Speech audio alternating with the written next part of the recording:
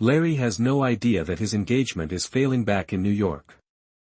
Oscar tells Marian that her fiancé saw Maud Beaton while he was out, which makes Marian think Larry has been hiding something from her. In addition to his initial error of lying, Larry lacked the common sense to inform Jack that he was not telling Marian the truth. Jack's poker face is awful. He looks perplexed when Marian inquires about Delmonico's, then he makes reasons to go instead of checking their whereabouts. Oscar confirms that the woman who stole the Van Rhijn wealth is back in town, working at a club, when Marian brings up Maud Beaton during dinner. Agnes inquires, "Is it a reputable establishment?" Agnes asks. When Oscar tells Marian that it isn't, he makes an apologetic face. Marian confronts Oscar about this house of ill repute when they are by themselves. Oscar believes Marian shouldn't make hasty judgments because Larry was probably just enjoying a friendly evening. Oscar is right, but because of her bad experiences with guys like Mr. Raikes, who left her high and dry when he found out she had no money, Mairan is cautious. Marian tells Peggy about the engagement and the treachery when she gets back from Philadelphia. Marian responds that she is certain of what guys do in such places when Peggy asks if she is certain of the facts. Ada believes their niece should wait, while Agnes is happy that Marian is calling off the engagement. When Larry returns home, Marian delivers a sad breakup letter to the Russells, defying Ada's counsel. As Marian obsesses about Larry's most recent night out, Agnes keeps trying to figure out how much money Jack earned from his clock. Compared to the actual amount in Jack's account, Agnes' estimate of $2,000 is pocket change. Agnes can always count on Armstrong to reveal the mysteries downstairs, even while Bannister keeps avoiding the question. Armstrong makes up some falsehoods of her own, saying that everyone feels inferior because Jack is wealthy. When Agnes learns that Jack has made $300,000 from his invention, she naturally goes crazy. With Christine Baranski expressing unprecedented levels of wrath and outrage, it is everything I could have imagined and more. Agnes assigns all duty to Ada and expects that she run her home. Ada returns to Madame Dashkova, the medium, because she needs a second opinion.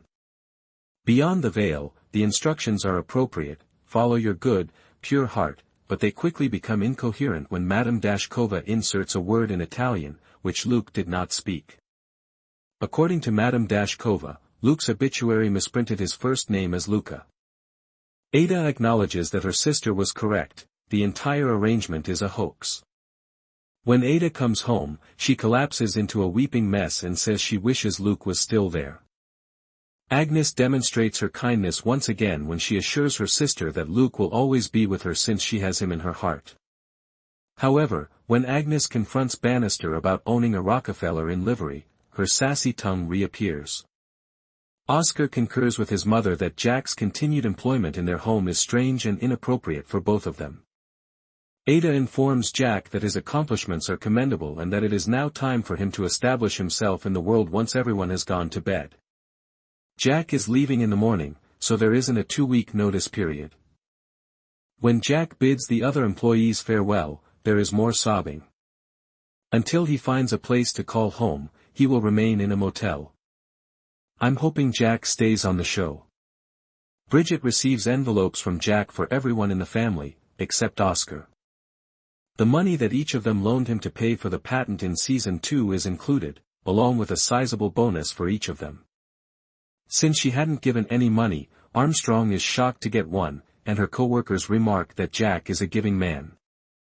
When she came home, Peggy kept her word and told William everything. Almost everything, actually. Everyone has a history, William asserts. He claims he doesn't need to hear anything more because the moment is what matters, even though he is knowledgeable of the circumstances surrounding T. Thomas Fortune. Her child, her annulled marriage, and the horrific events that followed are all kept a secret from William.